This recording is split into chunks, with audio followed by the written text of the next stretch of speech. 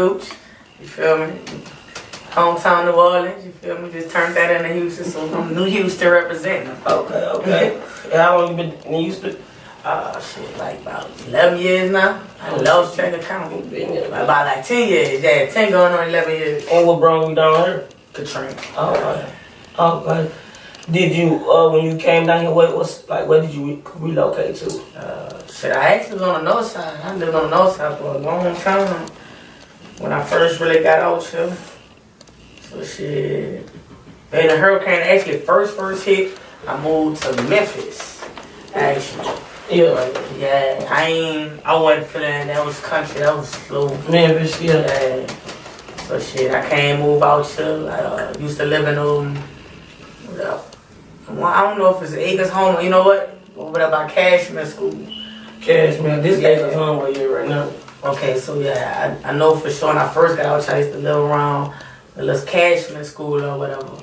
So I was on the north side for like a couple of years and then I merged over to the southwest, so shit. I done lived a little bit everywhere in Houston. Okay. Talk about what it was like growing up in New Orleans.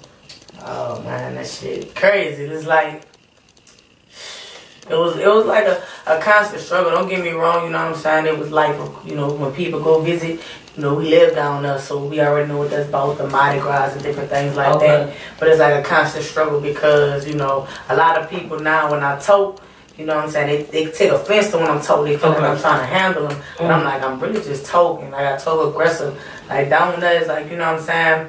You know, the mentality, kill be killed, it's really, you know, that's real. It's not just actually physically killing nobody, but it's more so like, you know what I'm saying?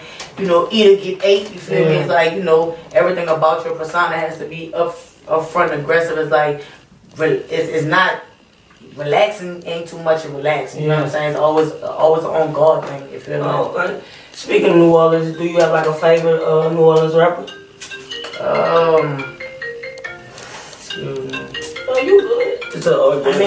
I know a lot of people. That shit happens. I know a lot of people probably would be like Wayne. Nah, Wayne ain't my favorite rapper. Okay. I rocks with the homie, but it's this female rapper named 3D.1. Okay. Like, she dope as shit. You know Shout out 3D.1. Yeah, definitely. Okay. But other than that, it ain't too many, like, you know, BG, but definitely SOULJA Slim. Okay, Rest in peace, SOULJA Slim. Yeah. That's he's one of the realest. So I guess I would say he's my favorite New Orleans artist. You know, he no longer here, but yeah, that's gonna be the favorite. SOULJA Slim. Talk about his influence on New Orleans. A lot of people don't shed too much light on him, as well as like inspiring a lot of people from Louisiana as a whole. I mean, shit, he put on for the culture, you dig? Like, that was really the culture in New Orleans. Everything about him, you know what I'm saying? Like, just real, you feel me? I mean, I remember the first time I met him, I've been a fan of him, been rocking with him, but I never had met him in person. Okay. And then one time I went and get something to eat, like at this little daiquiri place, and I went to Rally, and I'm standing there, and he walked his lean ass in front of me, you dig? And he skipped me. I'm like, damn, son, you want to skip me like that? He looked, he said, you right, little mama. And he was moving out the way, but his partner was like, man, you don't know who that is? No, but he's skipping me. He like, no, you ain't worry about it. He didn't even want me to know who I was. So when I went to order my food, he paid for it.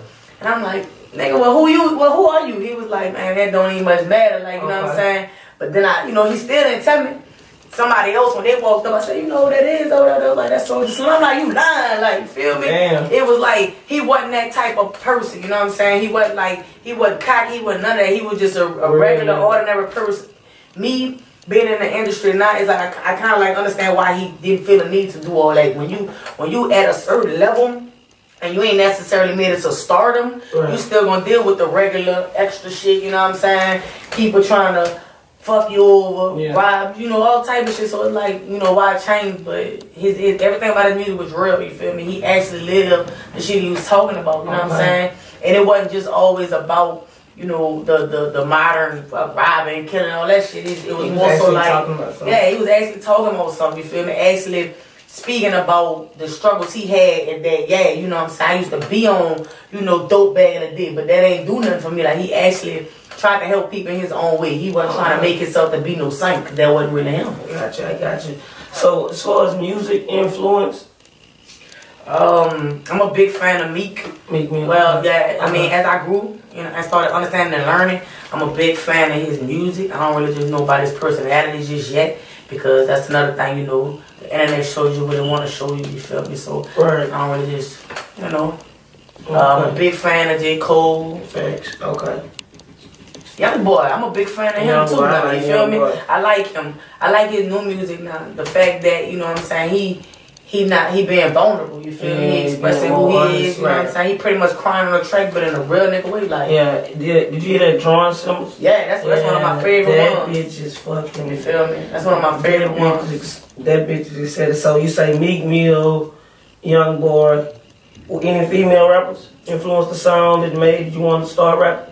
I ain't gonna lie, I rock with all the old school female rappers like MC Light, Queen Latifah, the Bragg, stuff like that. The new modern females, I mean, I rock, I like them, I like what they, I like that they doing what they do. I just feel like, they could do more than just show that they can suck dick and shake their ass. You know what I'm saying? Hold on, you can't record the whole thing. Yeah, I was supposed to. Okay. Talk about Tales from the Boot. That's a different fucking mixtape name. What made you name it that? It's like a sequence of projects for me. Like Tales for the Boot basically is talking about things that I experienced back home and just maneuvering into my first project was called Transition. That's basically me just opening into the industry, period, you feel me? Because when you say you want to be a rapper, when you actually start being a rapper, then you know this is a transition, baby. This ain't, you know what I'm saying?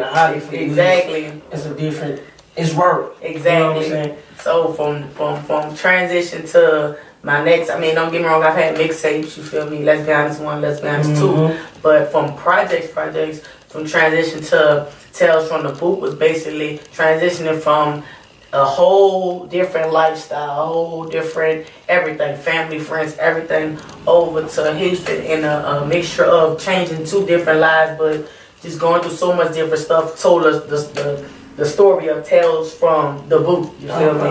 Which is converting over to Katrina. Gotcha.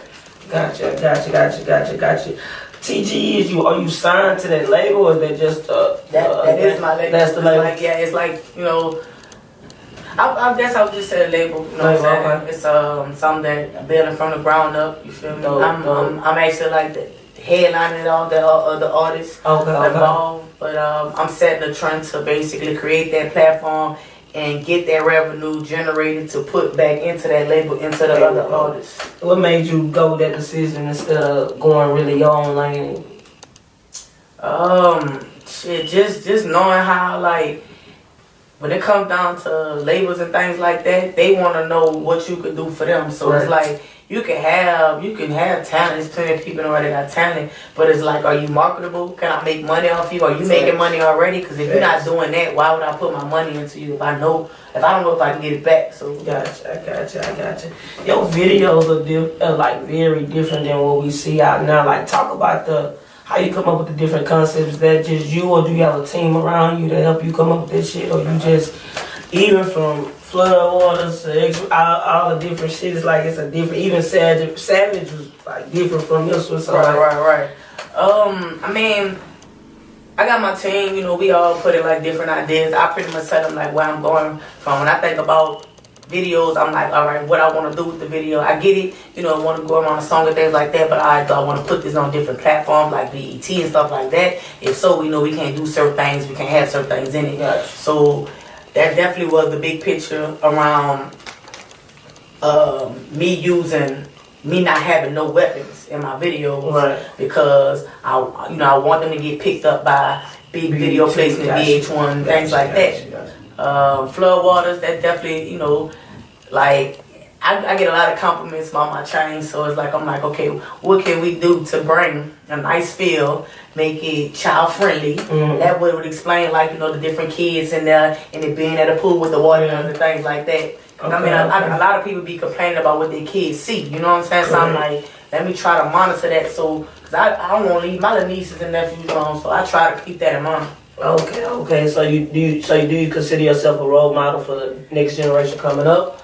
I consider myself, preparing myself to be that, you know what I'm saying? Because I mean, I'm still growing, still learning, but I at least, you know what I'm saying, want to be some type of figure because I do know the further I go in my career, the more and more people gonna look up to me, so I at least want to be something positive for them to look up to. Gotcha. Do you feel like it's a lot of pressure on you being that you're like not even the next up, like the hottest female rap out of the city, just really buzzing? Do you feel like it's a lot of pressure, and if so, how do you maintain it? It's definitely a lot of pressure. I'm still trying to find ways to maintain. A lot of times I do like a social media block, just delete my apps. It's hard to delete them for long because, you know, that's the new modern day, the market. That's how you gotta make your money and market and push shit out.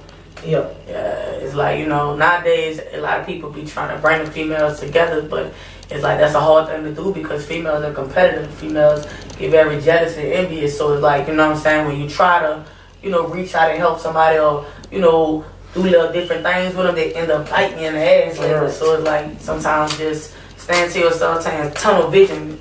The best way to deal with depression. Why is it like that though? Even in the city, you know, from Louisiana, just Texas, you know, Houston, like, for you know, Mr. Wild did a good job by getting those females on that Walk In remix. But before that, females really wasn't working together. Why is it so hard? Besides the envious, for us to support one of us, so we can have a mainstream rapper to break from the city. Right. I'm gonna be honest. My honest opinion is females' mindset, you know what I'm saying? It's like, okay, I get it. Society says it could be plenty of dudes